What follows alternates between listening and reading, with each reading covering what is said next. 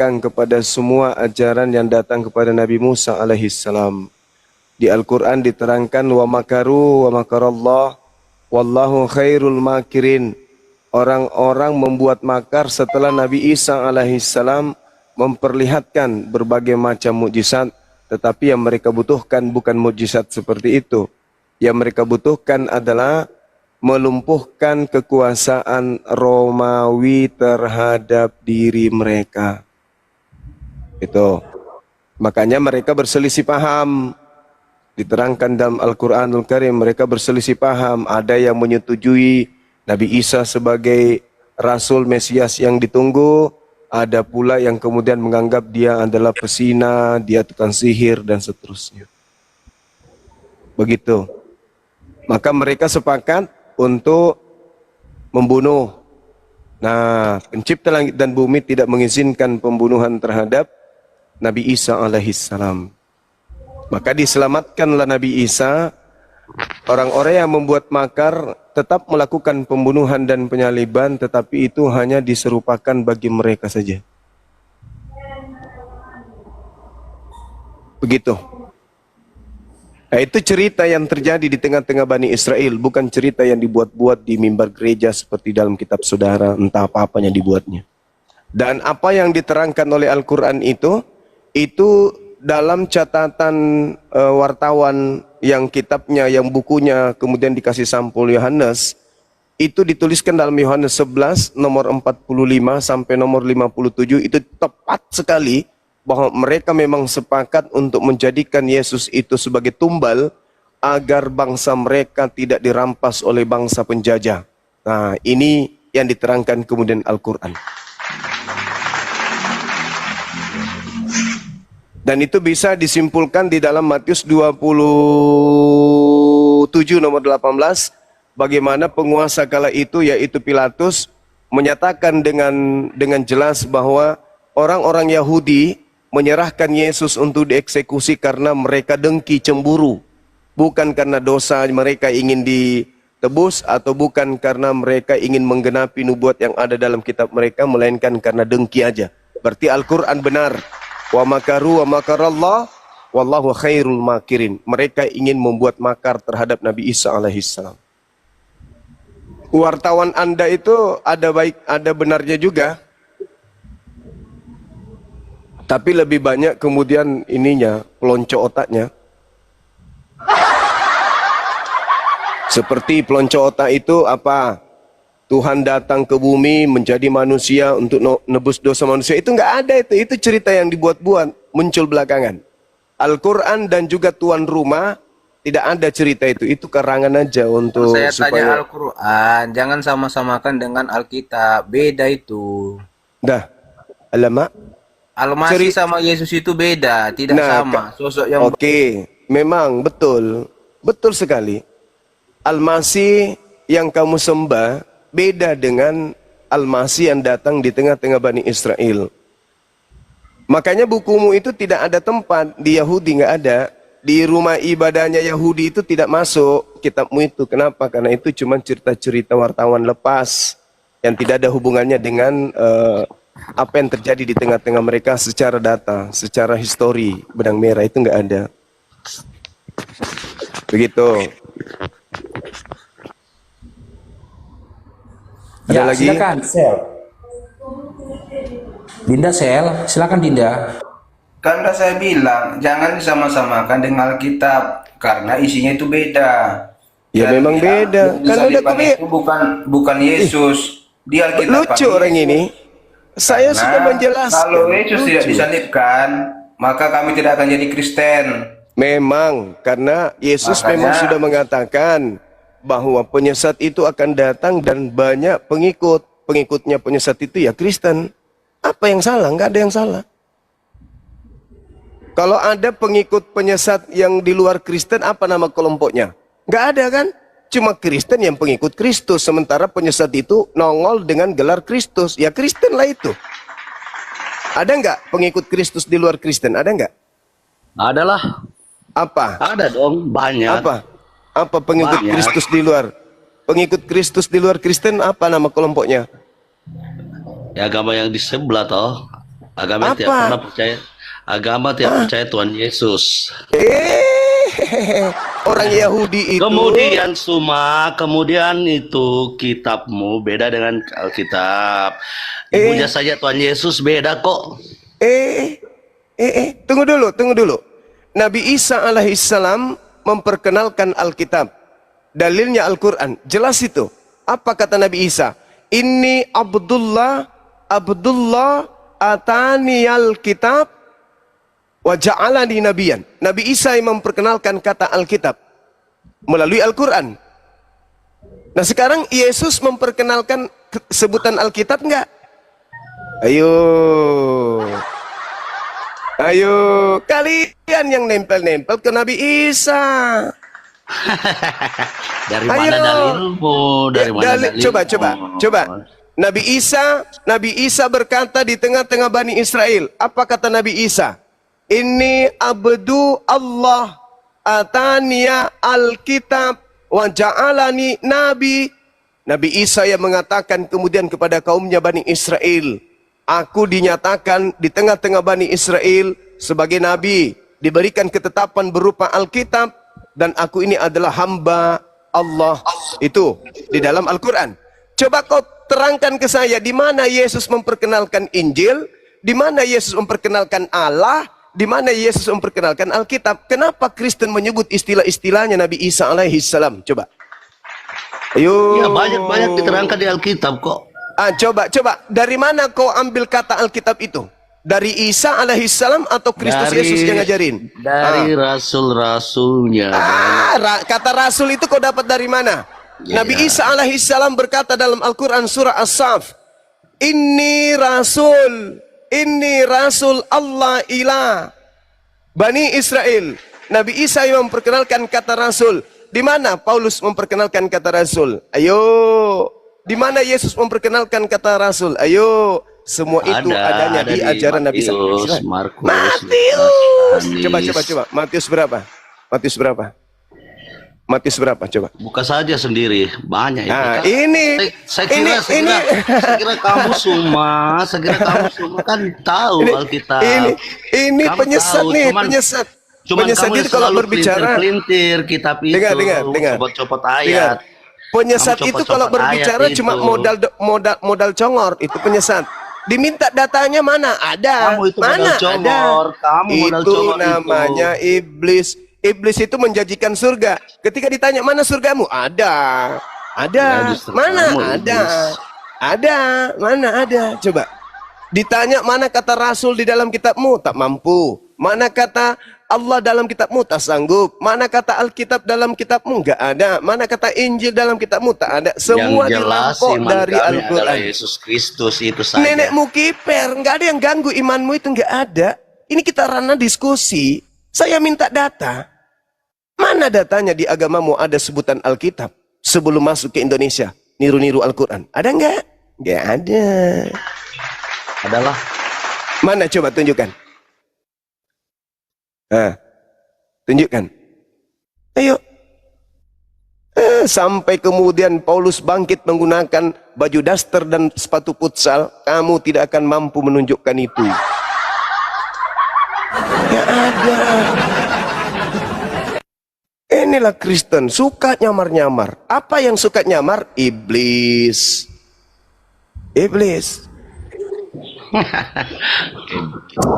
Lah iya dong.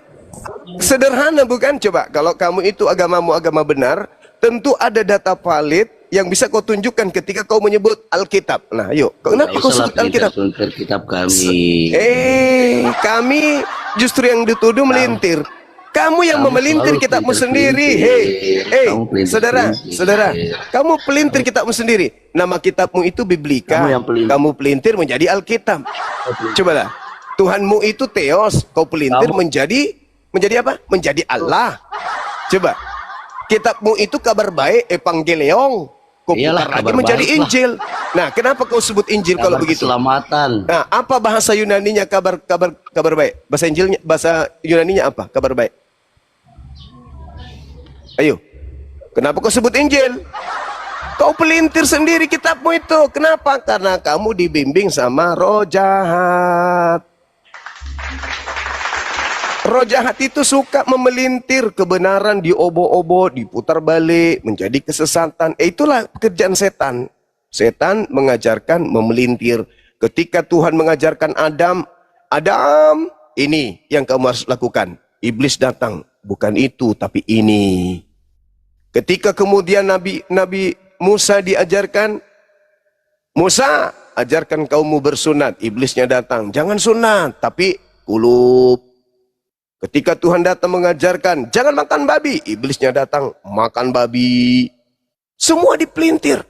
Ketika kemudian Yesus datang, aku utusan hanya kepada Bani Israel. Dipelintir untuk seluruh manusia.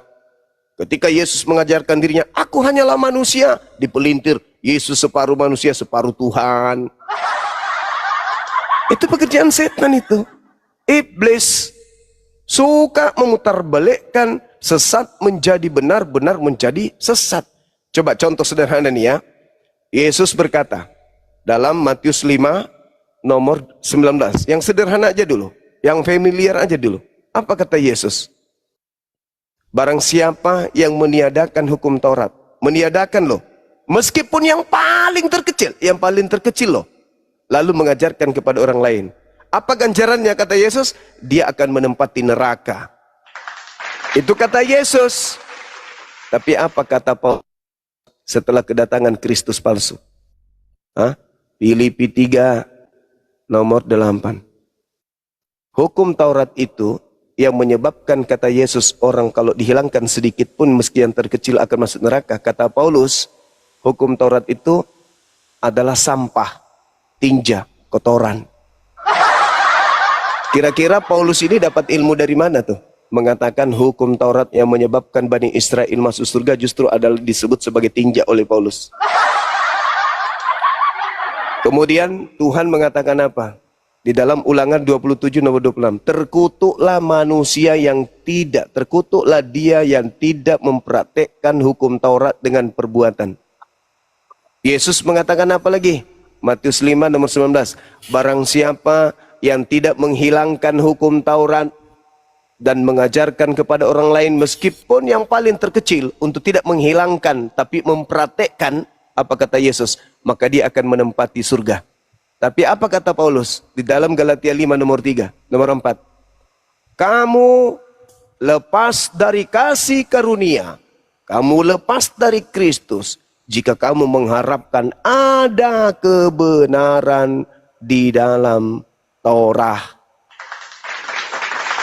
Yesus mengatakan hidup kekal itu adalah menjalankan segala perintah Tuhan. Matius 19 nomor 16, 17, 18. Paulus mengatakan kematian itu, neraka itu adalah menjalankan atau mengharapkan ada kebenaran dalam Taurat.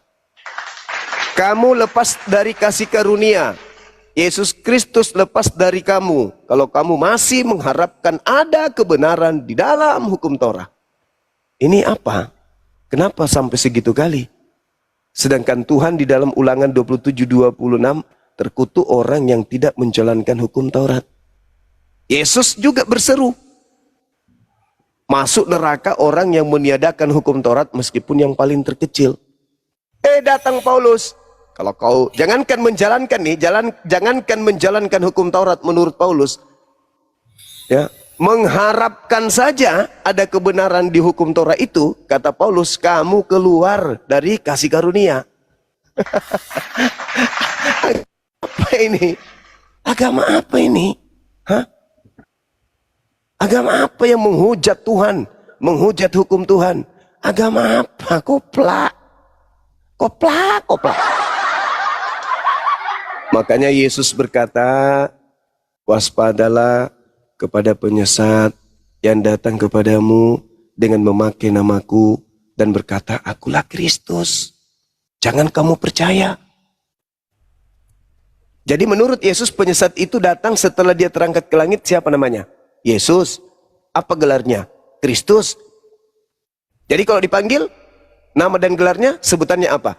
Yesus Kristus.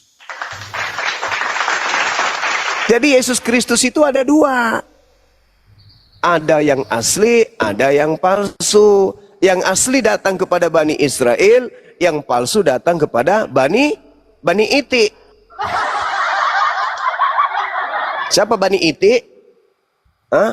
Yang suka goyang pantatnya di rumah sembahyangnya. Pantat aja yang goyang, otak nggak goyang. Itu Bani Iti.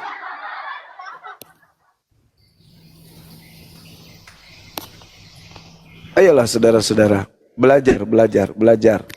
Jangan kerjanya hanya menutup mata, tapi belajar. Pelajari Bible itu dengan baik. Gitu. Ya, lanjut. Ya, Zuma. Ya, Selamat siang.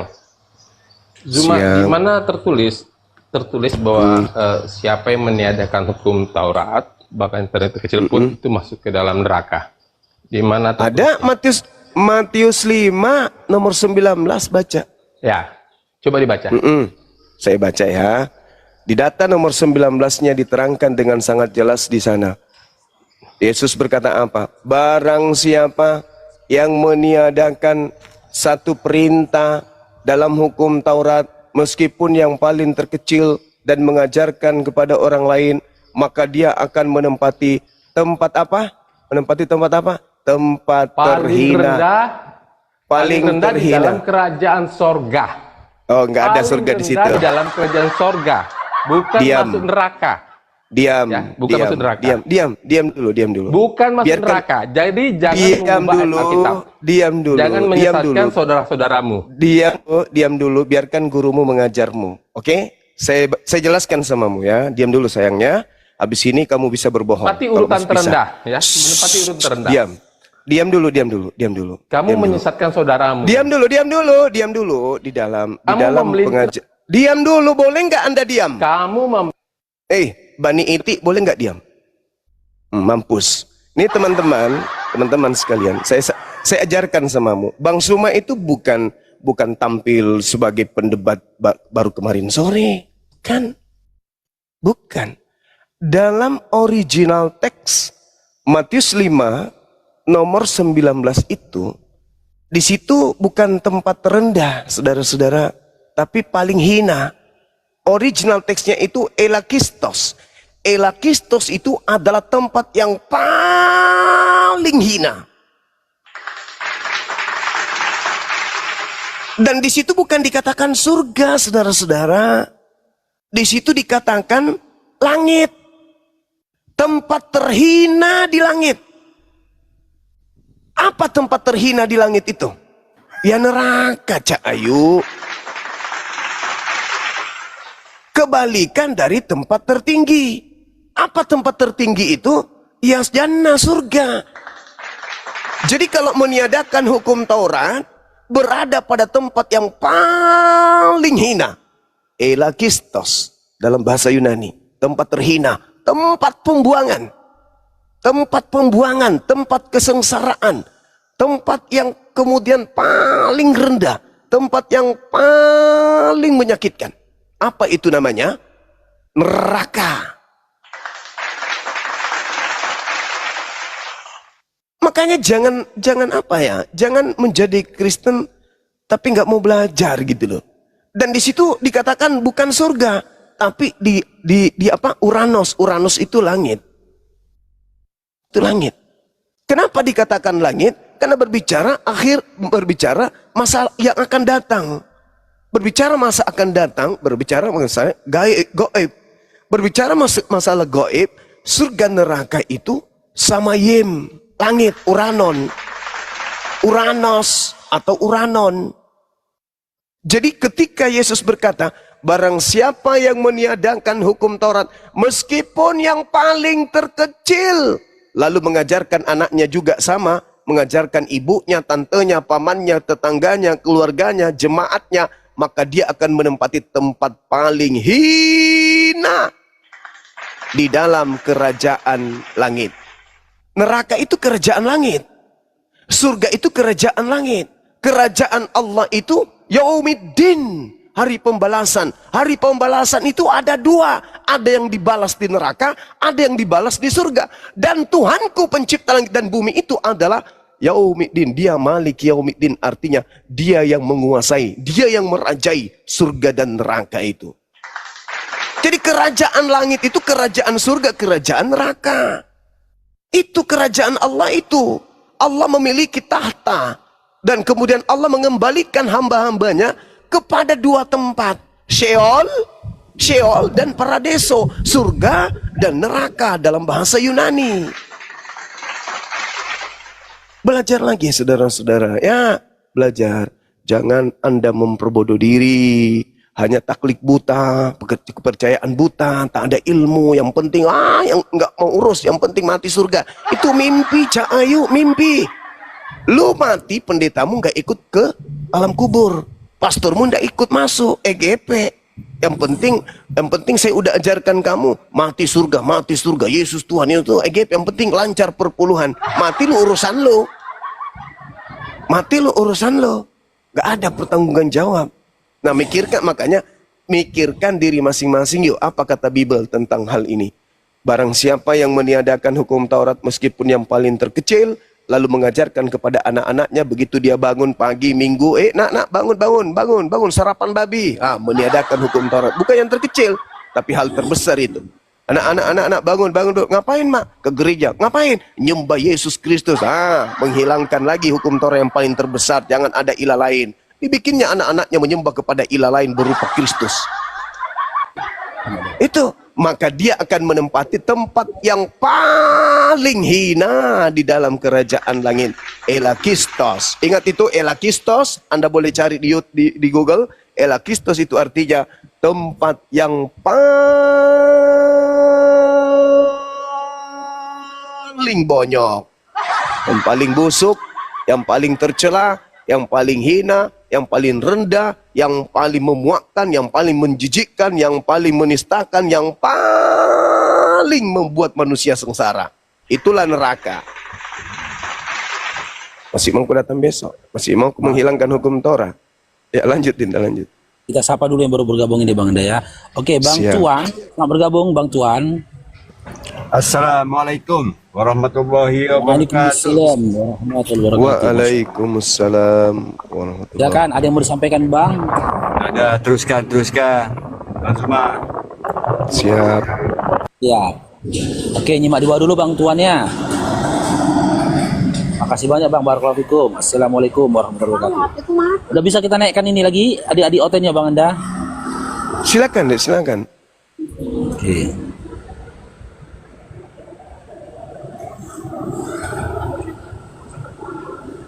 Oke, squad, selamat bergabung squad. Halo, squad.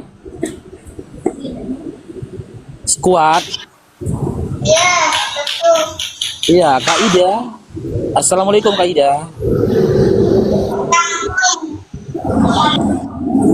Ya, assalamualaikum Bang Bejo. Warahmatullahi wabarakatuh semuanya. Waalaikumsalam. Waalaikumsalam warahmatullahi wabarakatuh.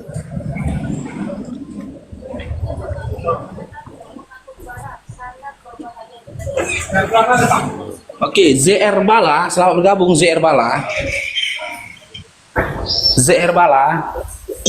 Assalamualaikum. Waalaikumsalam. Silakan Bang, ada yang mengatakan Bang ZR. Enggak, saya semua menyampaikan aja mudah-mudahan Bang Zuma sehat selalu, amin. Amin. Amin ya rabbal alamin. Makasih. Kemarin Bang Zumanya ke Padang, dia ke Bukit Tinggi, nggak mau ketemu, dia udah pergi. Iya, Bang. Sorry. Saya dari Keburu Bukit Bang, Tinggi. banyak soalnya di sana banyak tentara Romawi yang lagi kejar, makanya saya sembunyi di Dumai. Ya, mana Bang. Sehat selalu Bang. Sehat, alhamdulillah, insyaallah. Amin. Oke, nyimak di bawah dulu Bang ZR Bala ya. Makasih banyak Bang, barakallahu fikum. Assalamualaikum warahmatullahi wabarakatuh. Waalaikumsalam.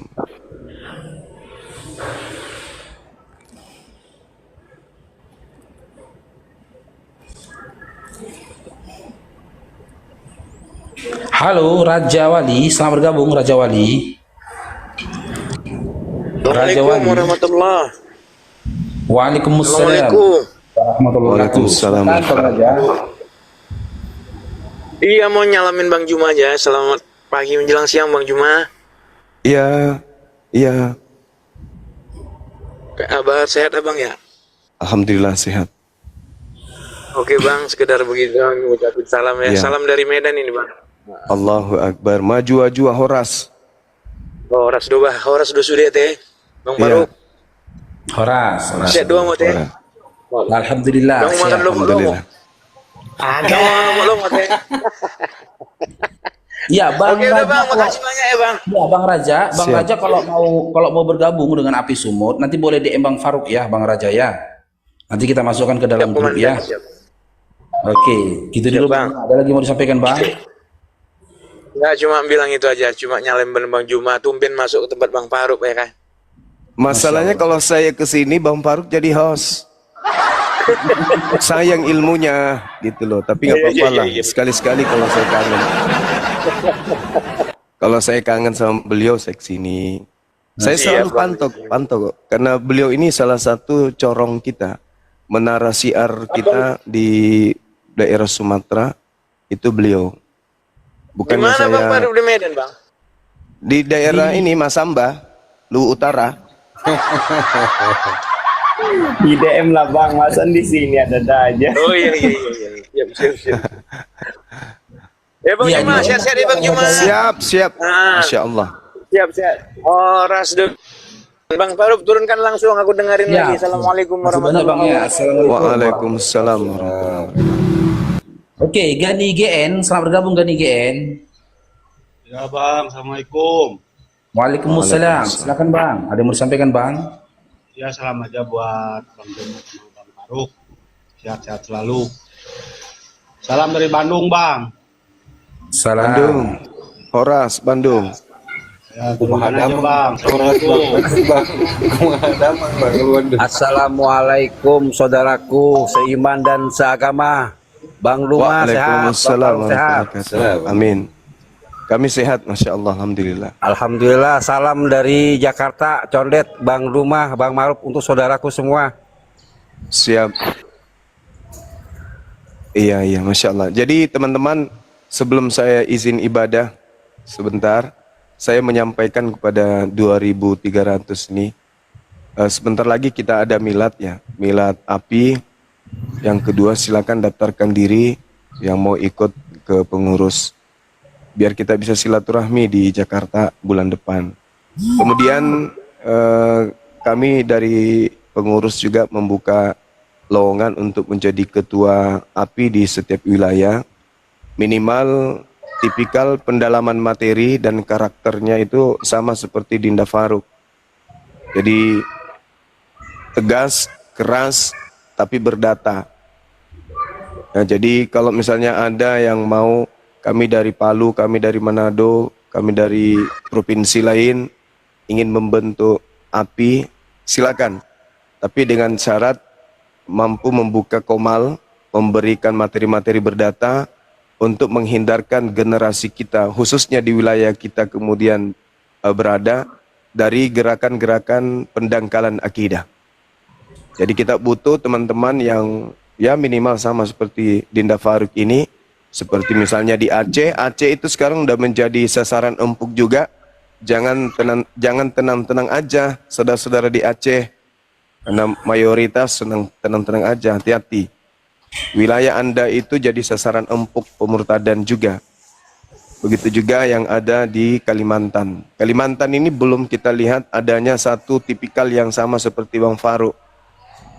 Tolong yang Kalimantan yang punya karakter yang tegas, keras, masalah materi nanti kita suplai. Kalau ada misalnya gimana nih Bang, saya butuh pendalaman, kuasai Al-Quran dulu minimal. Nanti masalah data-data Bibelnya kami yang mensuplai. Ya, jadi boleh. Saya ingin jadikan saya ingin kemudian membentuk API di Kalimantan. Silakan Anda buktikan karakter dulu. Kita butuh karakter dulu, vokalnya dulu gimana. Jangan sampai hanya lontong sayur, ya. Hanya lontong sayur, ditanya tentang Al-Quran nggak bisa menjawab, ditanya tentang Bible juga nggak bisa. Karena yang kita butuhkan itu karakter yang ya minimal 10% dari para sahabat-sahabat Rasulullah. Ada saudara Yusuf PI di Kalimantan beliau ya, tapi kan dia fokus untuk apa fokus untuk di Komalnya, tapi kita sudah ngajak beliau, beliau sudah barusan japri saya untuk kemudian ikut di acara milad. Ku bilang silakan aja akhi, kalau memang mau ikut silakan, mau menggunakan warna sendiri silakan, mau ikut bergabung juga di API silakan, selama syarat-syarat yang ditunjukkan oleh manajemen API itu bisa dipenuhi, itu tak ada masalah. Karena yang kita butuhkan di sini bukan hanya sekedar vokal, tapi implementasi di balik layar itu harus sesuai, harus selaras antara mulut dengan perbuatan, antara mulut dengan tindakan di belakang layar, itu harus sama. Jangan cuman pintar di mulut, tapi teori kolaps. Praktiknya nggak ada, teorinya mantap, praktiknya nggak ada. Kita butuh bukan cuman penampilan. Yang kita butuhkan itu adalah praktiknya. Islam tidak membutuhkan tong kosong. Membahas Al-Quran mantap, bahas hadis mantap, tapi di belakang layar teler. Itu yang kita tidak butuhkan. Ya, makanya saya sampaikan kepada manajemen pusat, kalau misalnya ada yang mengatasnamakan API dan ternyata perbuatannya itu tidak sesuai dengan niatan daripada API itu sendiri, ya sudah, tenggelamkan. Ikat dengan batu, bawa ke Samudra Pasifik, buang ke laut. Jangan dipakai. Jadi sekali lagi, Kodondi, kalau Kodondi kami sudah komitmen, saya dengan Kodondi sudah komitmen, Bang Suma dengan timnya di sosmed, beliau di offline. Kami udah komitmen itu, jadi aman, semuanya bisa terkendali. Kami cuma membutuhkan dari provinsi-provinsi lain, lahir Faruk-Faruk yang mumpuni. Ya, lahir Faruk-Faruk yang mumpuni, yang tegas, yang kemudian berdata, yang bisa kita jadikan sebagai kekuatan di dalam menggerakkan misi menghalau pendangkalan akidah. Ini yang kita butuhkan, ini yang dibutuhkan umat sekarang ini. Ya teman-teman sekalian, saya kira itu untuk penyampaian. Kalau di provinsi lain ada niatan, baik kita seleksi. Contohnya aja Bang Faruk dalam berdialog, dalam berdiskusi, lihat itu karakternya seperti apa, kuasai kemudian dua materi Bible dan juga Al-Quran. Saya kira begitu sahabat-sahabat, saya izin ibadah dulu, habis itu saya izin sebentar nih lagi. Bang Zuma, ini ada saudara kita Bang Akidah ini tadi tapping pengen menyapa Bang Zuma katanya. Oke, baik. Akidah, selamat bergabung. Ya, assalamualaikum. Waalaikumsalam warahmatullahi wabarakatuh. Saya mau mengucapkan sehat selalu untuk Bang Zuma, Gurunda. Amin. Terbaik di Indonesia ini. Masya Allah. Segala puji bagi Allah. Masya Allah. Terbaik. Beliau terbaik. Saya selalu mengikuti, 1 tahun ini terus mengikuti Gurunda. Dan Bang Faruk juga. Wow. Amazing. Luar biasa. Sehat selalu Gurunda. Amin. Masya Allah. Allahu Akbar. Terima kasih Bang Faruk. Siap saja Bang Faruk. Ya, makasih banyak Bang ya, barakallahu fikum. Sehat-sehat Bang Akidah ya. Amin. Allahu Akbar. Assalamualaikum. Waalaikumsalam warahmatullahi wabarakatuh. Oke Dinda, saya izin ibadah dulu ya, bentar ya. Siap. Ya, lanjut. Oke, jadi begitu teman-teman ya, di seluruh daerah, di seluruh kepulauan di Indonesia ini yang mau bergabung dengan Apologet Islam Indonesia, silakan teman-teman ya. Di sini yang berdomisili Sumatera Utara ya, yang mau bergabung dengan Apologet Islam Indonesia Sumatera Utara boleh DM Bang Faruk ya. Satu hal teman-teman ya, Apologet Islam Indonesia ini sudah memberikan wadah untuk kita berjuang di agama Allah ini. Sangat disayangkan ketika kita tidak memanfaatkan wadah ini tadi gitu loh, untuk kita berjuang. Ingat teman-teman, berkali-kali Bang Faruk katakan kepada teman-teman ya, baik Abu Bakar, Umar dan sahabat-sahabat yang lainnya, ketika mereka masuk ke dalam Islam, mereka tidak ada yang menjadi penonton, mereka tuh berjuang, mereka semua menjadi pejuang.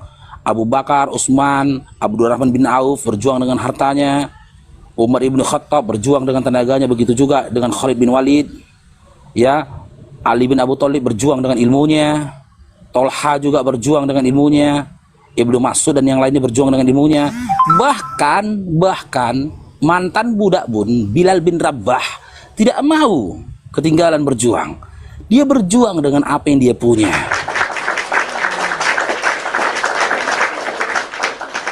Perjuangan ini kita harapkan teman-teman ke depannya ya bisa menjadi amal jariah buat kita. Kita tidak bisa bersantai-santai ria dengan ibadah sholat lima waktu kita. Tidak bisa, kita tidak bisa mengharap, kita tidak bisa hanya berharap kepada puasa di bulan Ramadan kita dan ibadah-ibadah wajib kita. Ketika apologet Islam Indonesia memberikan wadah untuk kita berjuang di jalan Allah ini, kenapa kita sia-siakan teman-teman? Dan satu hal yang pasti ya buat teman-teman yang ingin bergabung di apologet Islam Indonesia, apologet Islam Indonesia ini bukan tempat berleha-leha. Sebelum kamu mau bergabung, menyatakan dan menyiapkan diri, memantapkan diri untuk bergabung dengan apologet Islam Indonesia, pastikan dulu dirimu bahwasanya kamu siap untuk berlelah-lelah. Jangan pernah kita berpikir teman-teman, dunia ini tempat berlelah-lelah. Tidak. Dunia ini bukan tempat berleha-leha. Dunia ini tempat kita berlelah-lelah. Hanya orang-orang kafir lah yang menganggap dunia ini tempat dia bersenang-senang, tempat dia berleha-leha, tempat dia bersantai-santai ria. Hanya orang kafir. Tapi di mata orang-orang beriman, dunia ini adalah penjara bagi dia. Di mana ketika di dalam penjara dia berupaya mengekang hal-hal yang ada dalam diri dia yang bisa merusak akhiratnya nanti. Dunia ini menjadi tempat dia berlelah-lelah, bersusah payah, guna memperbaiki akhirat dia. Jika di dalam satu rumah teman-teman, di dalam satu rumah, jika ada satu saja keluarga yang berjuang di jalan Allah, niscaya kelak dia akan bisa memberikan syafaat untuk keluarganya yang lainnya. Insya Allah bisa memberikan syafaat. Jadi begitu luar biasa kontribusi ya dan juga wadah yang diberikan oleh apologet Islam Indonesia. Jadi saya rasa buat teman-teman sekalian sangat miris dan sangat maaf cakap sangat bodoh ketika teman-teman tidak mengambil kesempatan ya ikut berjuang di apologet Islam Indonesia. Ada banyak program untuk apologet Islam Indonesia khusus Sumatera Utara yang kelak akan kita gaungkan, di mana ya poin utama dari program tersebut ialah program tersebut ialah kita berjuang untuk kemaslahatan umat. Apapun urusan dan juga persoalan umat itu kita memperjuangkan kemaslahatan umat. Ya terkhusus lagi buat saudara-saudara kita yang baru mengenal Islam ataupun yang mu'alaf. Kita tidak hanya mensyahadatkan orang, setelah syahadat dah selesai. Tidak, kita tetap akan memberikan bimbingan kepada dia secara spiritual, memudahkan urusan dia terkhusus. Ya terkhusus untuk dia faqih dalam agamanya. Dan ini sudah kita buktikan teman-teman ya, ada beberapa mu'alaf yang ada di Medan ini, ketika dia mu'alaf di Komal, kita memberikan guru kepada dia, bimbingan pribadi. Guru spiritual, ustadz, pembimbing pribadi untuk dia secara gratis. Bahkan ya ada kabar baik ini teman-teman ya, alhamdulillah. Saudara muslim kita yang syahadat kemarin di satu keluarga juga di Komalnya Bang Faruk ya, di daerah Patumbak ya, memang saya pantau sampai detik ini masih saya pantau, dua anak laki-lakinya itu luar biasa niatnya untuk belajar Islam. Bahkan dia berteriak-teriak ingin masuk pondok pesantren. Aku pengen masuk pondok pesantren. Saya sudah koordinasi juga untuk sama ustadz yang membimbing beliau. Beliau sudah, mereka dua anak laki-lakinya ini sudah masuk ke dalam pondok pesantren pekan lalu. Dan kita berharap ya adinda-adinda kita itu kelak ketika mereka sudah menimba ilmu di dalam pondok pesantren, keluar dari situ mereka bisa menjadi singa-singanya Allah. Berjuang untuk agama Allah. Ya, bagi teman-teman yang mau bergabung boleh DM Bang Faruk. Ya, silakan Bang anak Medan, mungkin ada yang mau ditambahkan Bang, silakan Bang. Ya, nggak ada tadi, luar biasa Bang Faruk ya. Ya nanti kalau ada yang mau ikuti acara Milad Api bisa DM ke saya, nanti saya kasih nomor Bang Kores. DM saya bisa ntar. Yang di Jakarta dan sekitarnya. Di anak Medan yang kemarin Bang ya, Bang Faruk. Gimana? Ini anak Medan yang kemarin jumpa kita di atas itu ya enggak? Iya, kan? Lupa sih saya. Astaga, akun baru aku. Iya. Gitu aja Bang Faruk. Ya, coba disapa-sapa dulu tamunya Faruk. Aku udah ganti sedikit disapa. Oke, Bang Muhammad. Selamat siang Bang Muhammad. Halo Bang Muhammad, selamat siang. Muhammad Rudito. Muhammad Rudito. Bang Topik, selamat siang Bang Topik. Bang Topik. Halo Bang Taufik. Waduh. Benar guys, yang disampaikan Bang Faruk tadi itu berdasarkan hadis Nabi Muhammad SAW. Dunia ini penjara bagi orang mukmin dan surga bagi orang kafir. Nanti sebaliknya, di akhirat nanti surga bagi orang mukmin dan neraka bagi orang kafir.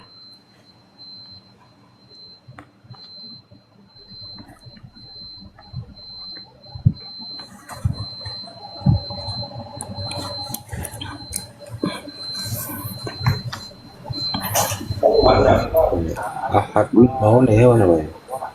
Mau nih Muslim Kristen. Ahad mau nih. Ahmad Darmawan. Ahmad mau nih.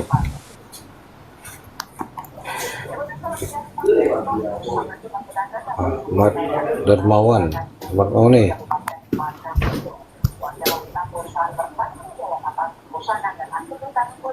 Wah, jawab nih. Ahmad mau nih. Bang Rozah, selamat siang Bang Rozah. Assalamualaikum, selamat siang bang.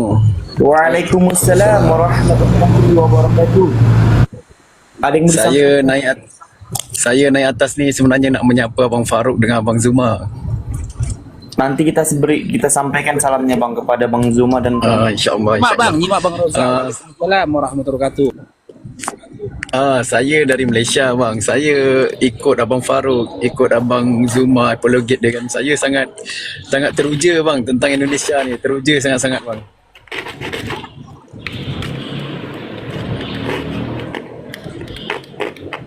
Lah, alhamdulillah. Gimana bang di Malaysia bang tanggapannya dengan apologet Islam di Indonesia bang?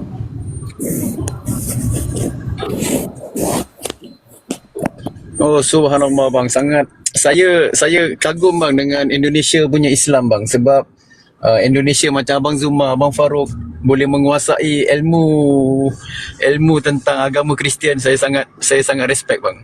Dan kami pun macam rakyat Malaysia, kami tidak terdedah bang tentang apologet ni, sebab di Malaysia dia ada undang-undang. Jadi untuk orang Kristian dia nak nak sebarkan agama tak boleh bang, sebab Malaysia negara Islam. Jadi sesiapa yang menyebarkan agama selain daripada Islam maka kena tangkap bang.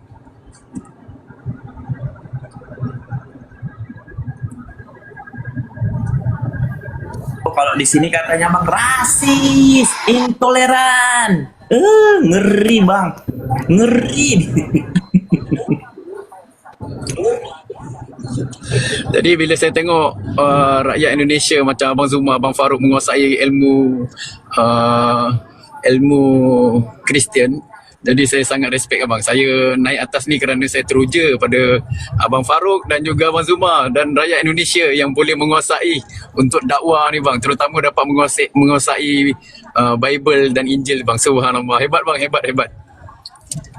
Salah satu debater Muslim sekarang ini ada juga dari Malaysia, itu Ali Daya.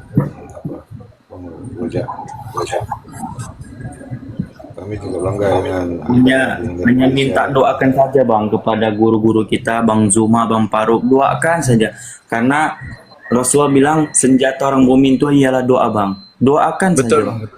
Betul. Doakan kesehatan beliau untuk berdakwah. Betul bang, insyaAllah. Dijauhkan dalam mara bahaya. Begitu. Kalau dekat Malaysia ni nak komen macam kita nak buat macam terbuka tak boleh bang. Macam online macam ni pun tak boleh. Kalau Kristian dia nak buat dakwah macam ni untuk ataupun dia nak masukkan agama dia pada Islam, tak boleh bang, dia akan ditangkap. Sebab yang dibenarkan agar agama rasmi di Malaysia ni agama Islam. Jadi hanya Islam sahaja yang boleh berdakwah, agama lain tak boleh. Okey bang, terima kasih. Sehat selalu. Baik bang, terima kasih bang sebab naikkan saya, sebab saya nak menyantuni Abang Faruk dan juga Abang Zuma. Kirim salam saya pada Abang Zuma bang. Baik, insya-Allah dari bang. Siap. Baik bang, Assalamualaikum warahmatullahi wabarakatuh. Waalaikumsalam Bang Roza. Guys, jangan lupa guys ya, tap-tap layar guys, jadikan 1M dan follow akun kita guys. Ini akun saya, akun baru guys. Bantu follow dan tap-tap. Klik profil saya, baru follow. Ya, Dan juga YouTube saya Bapak Gembala Bangsa. untuk yang belum bergabung dengan Apologet Islam Indonesia bisa menghubungi para debater Muslim Apologet Islam Indonesia. Ya, mungkin Anda bisa membantu bukan hanya dalam diskusi di lintas agama di media sosial, tapi Anda juga bisa untuk mendukung secara informasi, komunikasi mengenai keadaan kondisi misionaris ataupun apa yang berada di lingkungan ya. Jadi bukan hanya untuk berdebat.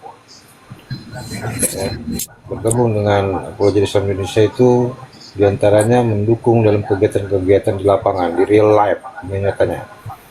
Diantaranya penanganan terhadap mualaf yang bersahadat, karena semakin banyak, makin ramai yang bersahadat. Ya. Kita juga butuh informasi, komunikasi mengenai lokasi. Suara Bang Bejo pelan kali Bang Bejo. Nggak dengar penontonnya. Suara Abang pelan kali. Pelan kali suara Bang. Kocik lah. Lagi mana? Lagi di Ayonan Bang Bejo? Enggak juga. Biasanya abang aku itu. Sal, abang aku itu Sal. Iya, aku tahu lagu Bang Bejo, aku juga. Oh, Maksudnya siapa tahu lagi di Ayonan kan? Ya. Volumenya kete. Ya. Maksudnya diantara fungsinya bergabung dengan Apologet Islam Indonesia bukan hanya untuk berdebat, berdiskusi, tapi juga bisa mendukung dalam membantu para mu'alaf yang semakin ramai. Bisa juga untuk menginformasikan tentang misionaris yang terjadi di wilayah-wilayah Anda.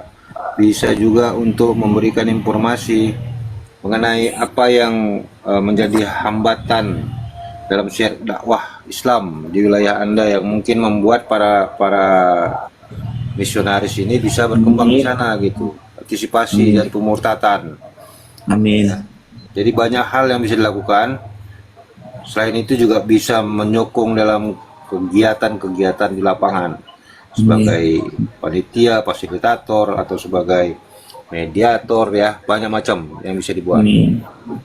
Ntar Bang, kita sapa dulu Bang ya tamunya nih. Ada Bang Indra Kurniawan. Assalamualaikum Bang. Abang kita nih guys. Suara Bang Paru nggak ada Bang Paru, termute. Waalaikumsalam warahmatullahi wabarakatuh. Waalaikumsalam. Semuanya. Terima kasih Bang Faruk, madunya sudah sampai dengan selamat. Alhamdulillah. Bermanfaat Bangnya. Ya. Oke, sedikit ini lagi teman-teman yang menambahkan ya guna menjadi pembakar giroh kita untuk berjuang di jalan Allah ya. Al-Quran itu ya adalah informasi, petunjuk. Petunjuk atas apa? Petunjuk untukmu ketika engkau ingin mendapatkan ridho dari Allah, mendapatkan janji jannah dari Dia, mendapatkan keselamatan hidup yang kekal dari Dia. Maka ketika kita membaca Al-Quran teman-teman, ayat per surah per surah Quran kita baca, ayat per ayat kita baca, coba kita berupaya menelaah. Contoh yang tertulis dalam surah Ali Imran 169. Di situ tertuliskan, jangan kamu menyangka orang-orang yang mati di jalan Allah mereka itu mati, bahkan mereka hidup dan mendapatkan rezeki dari Tuhannya. Ada tawaran, ada tawaran itu dari Allah seperti itu gitu loh. Di dunia ini Bang, kalau adalah orang paling kaya di dunia ini mengatakan, jangan kamu menyangka orang-orang yang menjadi tukang kebunku akan miskin. Dia akan kaya, bahkan akan diberikan Lamborghini. Mungkin teman-teman akan berjuang kan untuk menjadi tukang kebunnya si kaya itu tadi. Berjuang kalian kan. Ini ada janji dari Allah bahwasanya orang-orang yang berjuang di jalan Allah itu tadi tidak akan pernah mati. Mereka hidup di sisi Tuhannya, bahkan mendapatkan rezeki.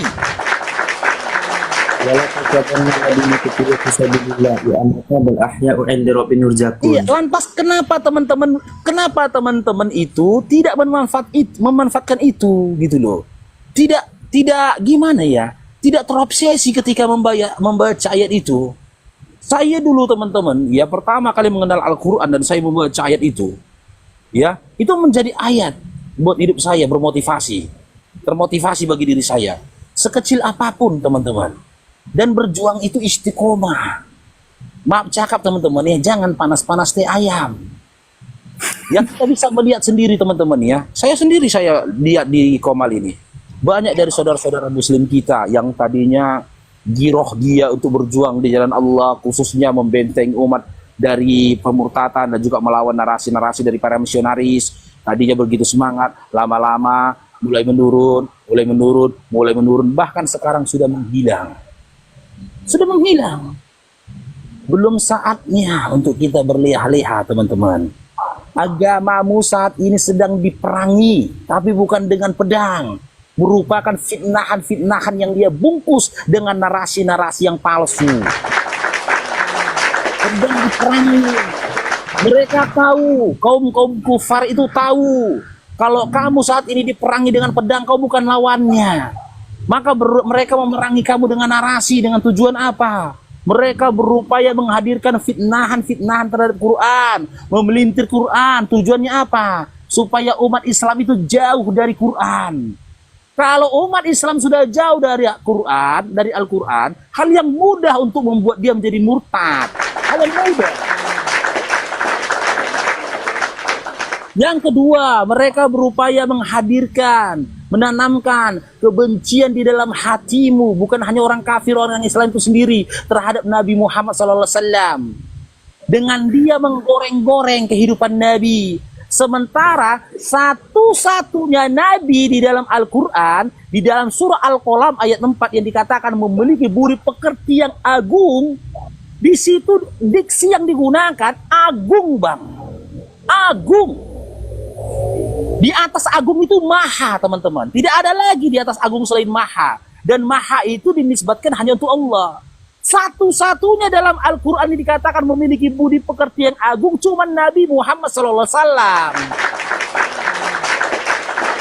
Ketika mereka menggoreng-goreng, memfitnah dan memelintir kehidupan Nabi, tujuannya supaya kau benci kepada Nabi, kenapa kau bisa percaya? Dan kenapa kau tidak berupaya untuk bersuara? Nabiku itu tidak seperti itu. Satu-satunya Nabi yang dipuji oleh Allah akhlaknya, budi pekertinya, Nabiku dikatakan agung. Ketika dikatakan budi pekertimu agung, tak dikatakan kepada Ibrahim, tak dikatakan kepada Musa, tak dikatakan kepada Isa. Dikatakan untuk siapa? Nabi Muhammad SAW. Nabi Isa alaihissalam dikatakan suci, tapi tidak menyucikan.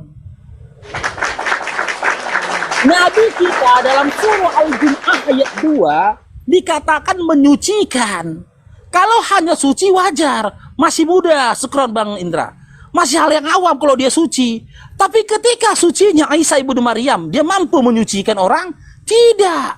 Karena bukan kapasitas dia untuk menyucikan. Tapi ketika kalian baca dalam surah Al-Jum'ah ayat 2, Nabi Muhammad SAW yang menyucikan jiwa.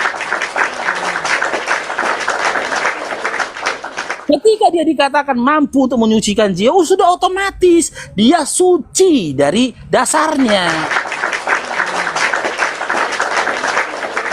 Jadi teman-teman ya, sekecil apapun perjuangan kita di jalan Allah, jangan pernah kau tinggalkan. Jangan pernah kau tinggalkan. Istiqomahlah kau atas itu sampai datang kematian nanti menghampirimu. Singkat hidup kita di dunia ini teman-teman. Jangan nanti penyesalan-penyesalan orang yang ada di dalam kubur ikut kita rasakan. Ikut tertanam dalam hati kita. Jangan. Semangat kita berjuang. Dengan apapun kau berjuang. Berjuang kau dengan lisanmu, berjuang dengan lisanmu. Berjuang kau dengan tanganmu, berjuang dengan tanganmu. Kau memiliki kemampuan berjuang dengan hartamu, berjuang kau dengan hartamu. Bahkan jika kau memiliki kemampuan berjuang dengan tenagamu, kau berjuang dengan tenagamu. Sebagaimana Bilal bin Rabah melakukan itu. Sampai nanti kita pastikan jika tiba waktunya kematian datang kepadaku, itulah waktunya untuk aku beristirahat. Di mana waktu istirahat kita? Tempat istirahat kita yang terbaik adalah alam kubur. Itu kita beristirahat. Ketika dunia kita berlelah-lelah, ya, jangan kebalik. Oten itu bang, orang-orang kafir itu bang, di dunia dia bersenang-senang, bersuka cita dia, ya kan? Dia rasakan dunia ini seperti surga bagi dia. Dia tidak sadar hidup dia di dunia ini terbatas. Paling jago umurnya 60 sampai 70 tahun. Tapi ketika nanti dia mati di dalam kubur, ya, dia dalam kondisi yang sangat mengenaskan, khalidina fiha, kekal selama-lamanya.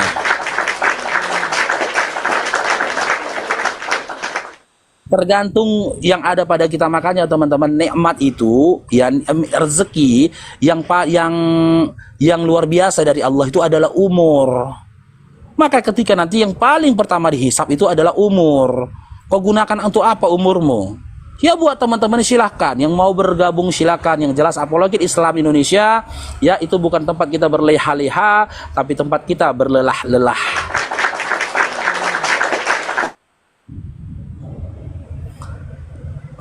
Oke, kita naikkan yang lainnya ya teman-teman. Itu Nora mungkin jauh dari perangkat itu Nora ini.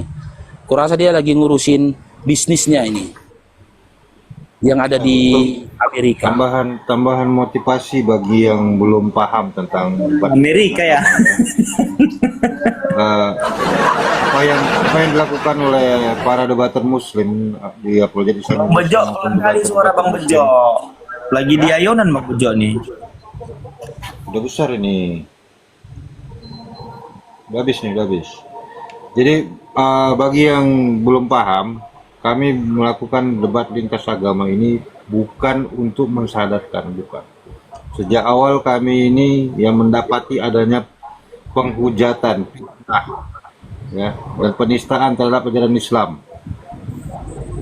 Kami lakukan dengan menjelaskan seperti apa yang sebenarnya, tapi tetap dapat hujatan. Akibatnya kami membongkar apa yang ada dalam ajaran Kristen yang selalu menghujat Islam. Hingga sekarang, ya, yang bisa dilihat bagaimana kita, para debater Muslim, bisa mengungkapkan seperti apakah ajaran-ajaran yang ada dalam Kristen tersebut. Nah, ini, ya, bukanlah hal yang main-main, saudara. Yang tadi ada disampaikan Bang Faruk, imbalan bagi mereka yang beramal. Tapi bagi mereka yang tidak, bagaimana? Bagaimana dengan anak keturunanmu yang nanti apabila kau biarkan misionaris itu berlaku, para penyesat itu menyampaikan pesan-pesannya, maka mereka ikut tersesat, maka anak keturunanmu bisa ikut tersesat dengan mereka. Apakah kalian mau seperti itu? Inilah makanya kami ada di sini, membentengi umat Islam, membentengi untuk generasi kita ke depan, dan juga menjaga para ulama kita supaya tidak menghadapi mereka yang tidak layak dihadapi oleh para ulama. Kamilah yang ada di depan lebih dahulu, ya, membentengi sebagai pagar keluar dan juga menjaga ke dalam. Karena bukan hanya di luar Islam, ada juga dari dalam. Perlu disadari, ya, kami bukan untuk mengolok-olok, tapi untuk menyampaikan syiar dakwah. Bagi yang mempunyai saran, nasihat, silakan disampaikan kepada kami dengan cara yang terbaik. Jangan di depan publik. Ada cara-cara dalam Islam untuk memberi nasihat. Ya, jadi gini kan Bang Bejo, aku tambahkan sedikit teman-teman ya. Para misionaris ini, ya, memanfaatkan beberapa hal yang menjadi udzur dan juga kelemahan dari saudara Muslim guna memurtadkan mereka.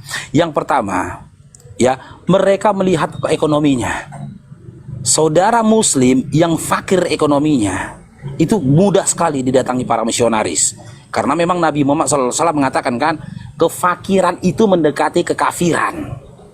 Nah, ketika ada saudara Muslim di sekitar kita dalam kondisi fakir dan kita dilebihkan oleh Allah rezeki, coba kita sambung silaturahim ke dia melalui harta kita. Tak mampu kita memberikan kepada ayah ibunya, berikan kepada anak-anaknya. Nampak kita anak ini berikan jajan. Nggak bisa kita kasih uang jajan 5.000, kasih uang jajan 2.000. Cair dong, diberkatilah Bang Indra.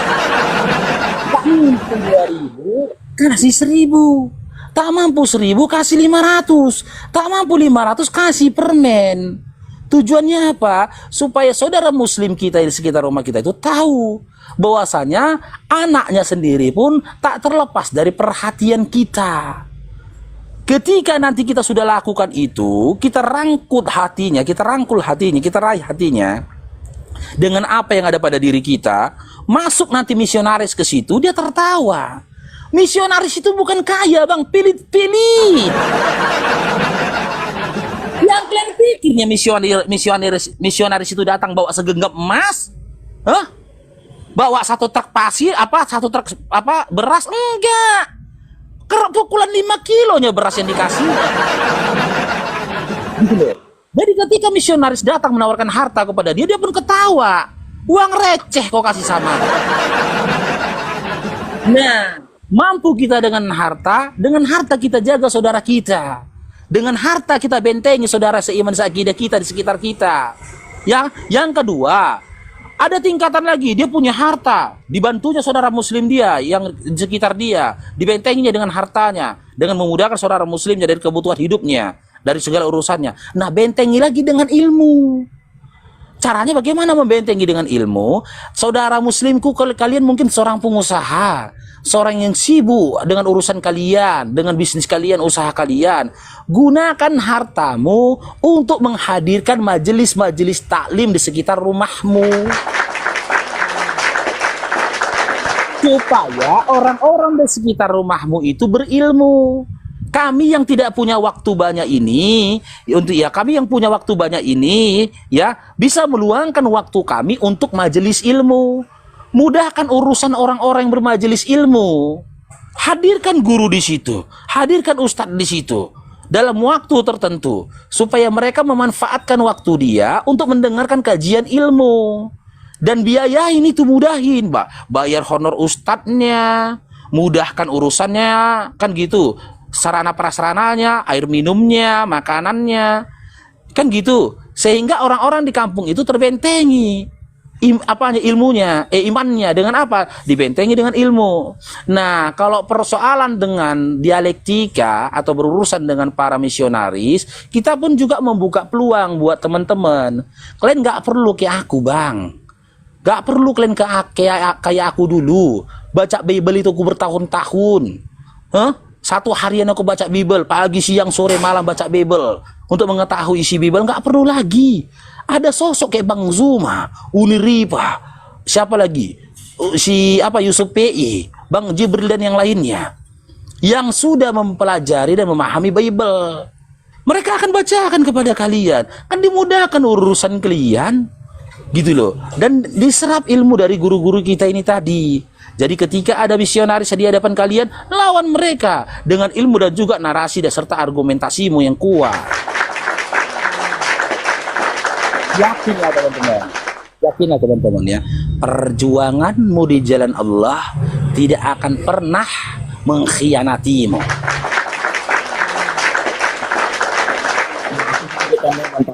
Yang disampaikan Bang Zuma tadi itu benar, Bang Faruk. Yang berhati-hati di Aceh tadi itu sebenarnya udah ada. Pemurtatan di Aceh itu udah ada di pelosok. Di Aceh Singkil namanya, di Pulau Banyak. Nah, itu dapat informasi dulu Ustadz kami, Ustadz saya kan. Nah, itu mereka datangkan lah di situ pendakwa lah. Baru dibangunlah masjid di situ. Adalah beberapa orang yang mualaf lagi. Sekalipun di Aceh ngeri, Bang Faruk. Sampai dibangun masjid. Assalamualaikum, aku turun dulu ya, udah azan ini. Bang Faruk ya, Bang Zuma semua ya, Bang Nora. Itu kan ada tuh semua. Oke Bang. Itu kan ada semua ide tuh. Bang ya. Bang Bejo ya, Assalamualaikum warahmatullahi wabarakatuh. Waalaikumsalam warahmatullahi wabarakatuh. Ngeri Bang Faruk, di Aceh aja udah ada pemurtatan massal dulu. Dia tuh Aceh Singkil kan?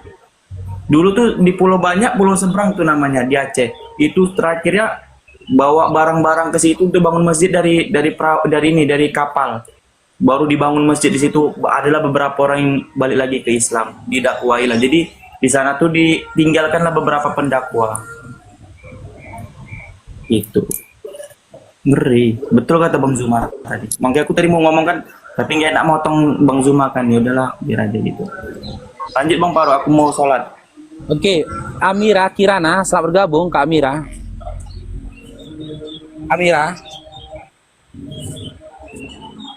Amira.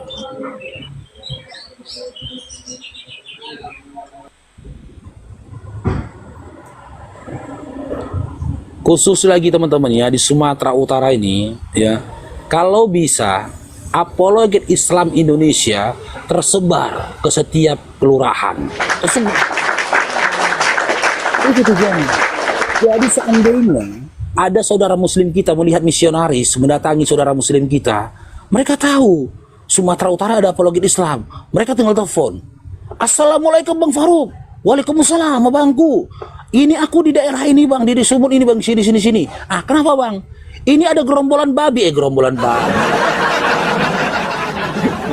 Ini ada gerombolan ini, para misionaris ini datang ke kamu. Di daerah mana Bang? Di daerah ini. Oke, pantau Bang. Kami akan bergerak ke sana. Datang kami ke sana kan. Kami datang misionarisnya. Kami permalukan dia di situ dengan argumentasi kita. Dan kita hadapkan dia untuk berdebat dengan Bibelnya.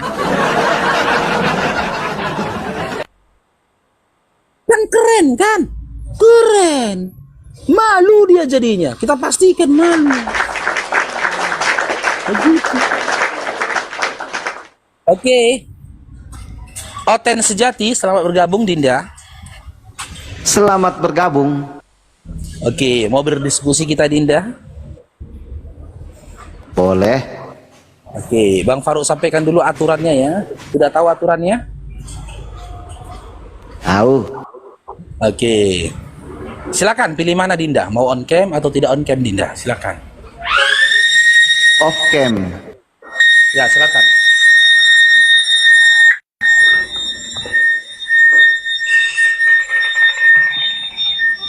Loh, apa tuh bunyi-bunyi? Jam besuk di rumah sakit. Oh, abang lagi besuk di rumah sakit rupanya. Bukan besuk, aku kerja Dinda.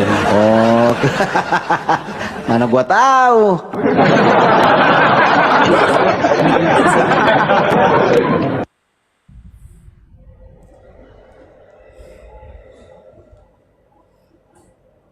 Silakan Dinda. Apa nih yang ingin kita bahas nih? Sesuai tema ya? Iya, silakan. Kamu mau on cam nggak? Nggak bisa, belum bisa nih akunku. Oke, kalau gitu Dinda punya dua pilihan. Kita kaji tema atau Dinda bertanya setelah itu turun. Gimana? Kaji tema aja. Oke, kaji tema ya.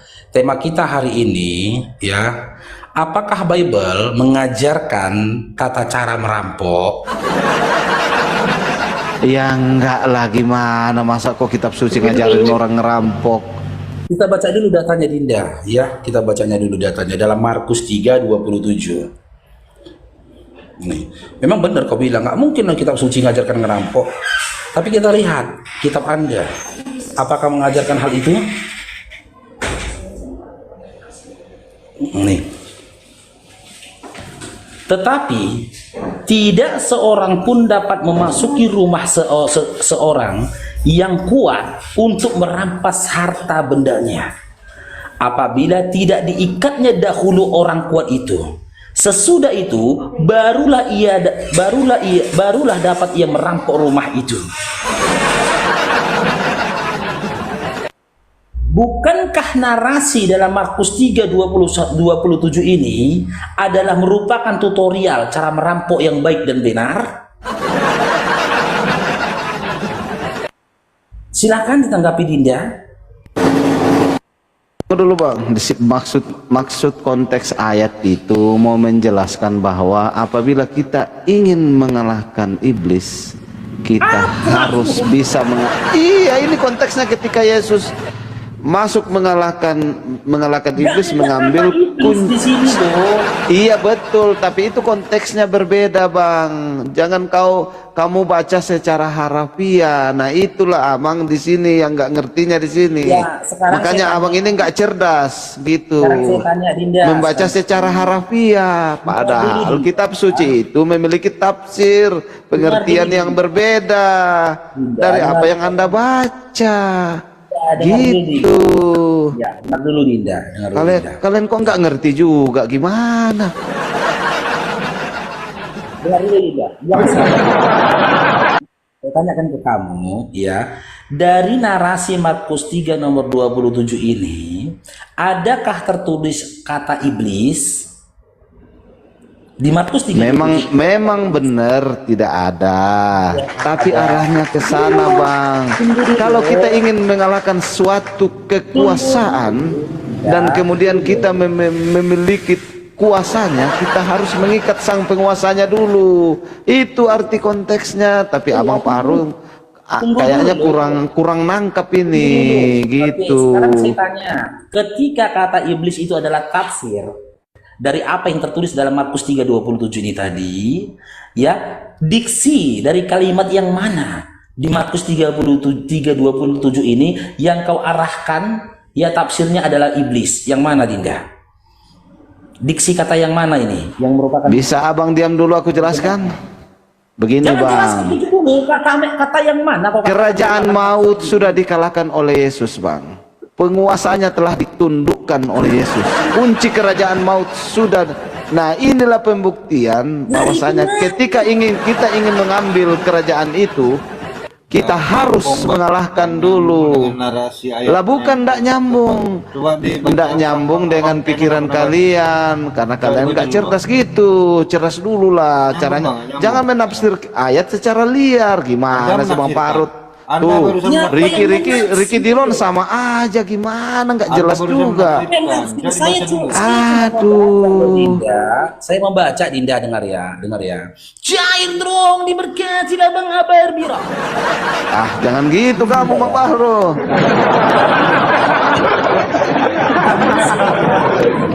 Bahwasanya dalam Markus 3 nomor 27 diniat dulu ya.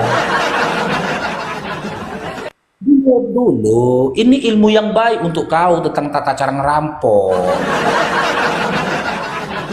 Kamu sudah akui di dalam Markus 3:27 ini tidak ada tertulis kata iblis. Namun, ya, kata iblis yang barusan kau lontarkan itu merupakan tafsir dari apa yang tertulis dalam Markus 3:27 ini. Terus kau bilang bahwasanya kami itu tidak cerdas, kaulah yang cerdas. Itulah bukti kelongoran kau. Tegakkan pula terjemahan itu butuh tafsir. Kitab kau itu sudah diterjemahkan, kau tafsirkan lagi. Ketika kau ngerasa malu dan jijik, ketika kitab suci kau berisikan tentang tutorial cara ngerampok, kau mengelak. Kamu gagal memahami ayat suci. Kita baca dari ayat sebelumnya. Ya. Kita baca dari nomor 21 lah. Ya. Baca silahkan. Dari perikop yang pertama judulnya dulu dong. Gimana kalau baca sepenggal doang, jadinya nggak ngerti kalian. Di situ bukan mau diajari untuk merampok, tapi untuk mengalahkan penguasa kejahatan di situ.